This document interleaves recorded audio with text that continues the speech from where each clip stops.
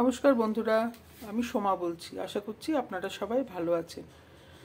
আমি করব পেঁপে দিয়ে সোনা মসুরির ডাল। তার জন্য পেঁপে কেটে নিয়েছি, সোনা মসুরির ডালটাকে আমি ধুয়ে নিয়েছি। ফোড়নের জন্য লাগবে রাঁধুনি, শুকনো লঙ্কা, তেজপাতা। প্রেসার কুকারে সর্ষের তেল দিয়ে দিলাম।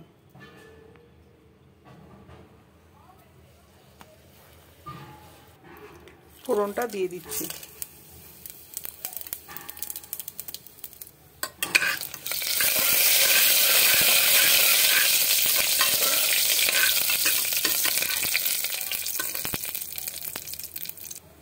এবার জল দিয়ে দেব।